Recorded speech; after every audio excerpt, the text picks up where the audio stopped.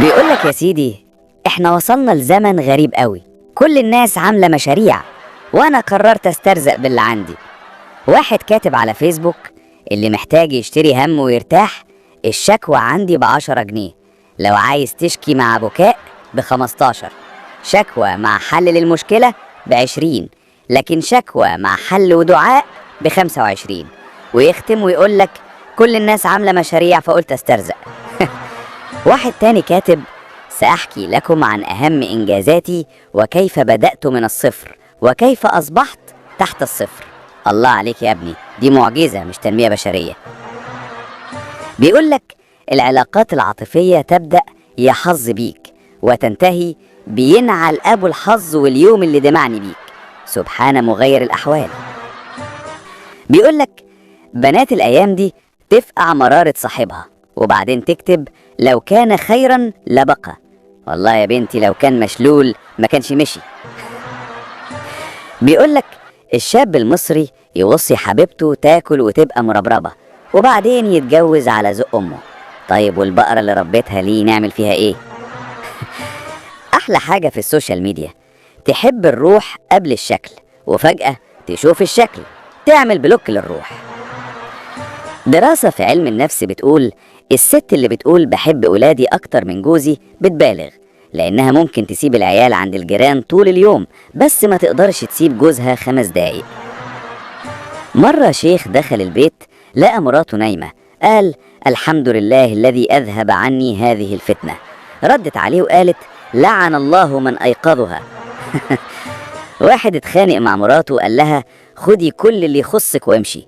مسكت ايده، حس بالذنب، بصت له قالت: اقلع الساعة، أنا اللي جايبها لك يا روح أمك. أعان الله زوجا صحى بالليل، بص يمين مراته مش موجودة، بص شمال الموبايل مش موجود.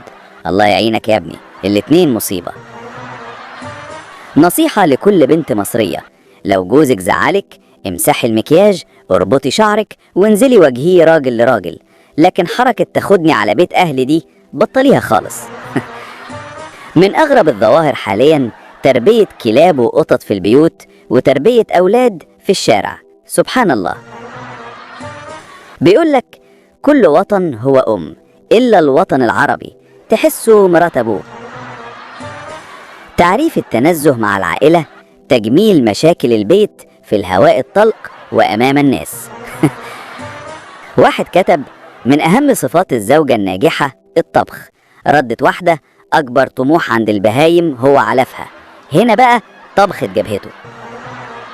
واحد بيكلم مراته: عارفة الآيفون 8 الوردي اللي كان عاجبك؟ قالت: آه.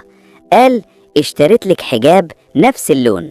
صدقني يا أخي لا عندك إحساس ولا ضمير.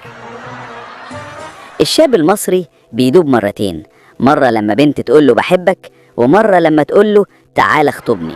المرة التانية بيدوب زي الملح ويختفي. شاب اتعرف على بنت، قال لها: عيونك لونها ايه؟ قالت: ازرق. قال: من غير عدسات؟ قالت: عسلي. قال: من غير كدب؟ قالت: اسود. قال: من غير حلفان؟ قالت: حول. قال: وبالحلفان؟ قالت: انا محمود صاحبك. واحد بيستخبى مع حفيده علشان مدير المدرسة جاي. الولد قال له: قوم انت استخبى، انا قلت له انك متوفي علشان اغيب وهو جاي يحضر العازة. الله. اخر واحدة بقى بيقولك: زوجة ايطالية ضربت جوزها بالقلم، ضحك وقال لها: ليه كده؟ قالت له: كنت متأكدة انك بتحبني. فوزية سمعت القصة حبت تقلدها، قامت ضربت جوزها بالقلم. الست اللي كانت بتغسله بتقول: الله يرحمها، ما كانش في بقها ولا سنة، وعينها لحد دلوقتي بندور عليها. لو ضحكت صلي على النبي، ولو ما ضحكتش يبقى المشكلة فيك مش في النكت.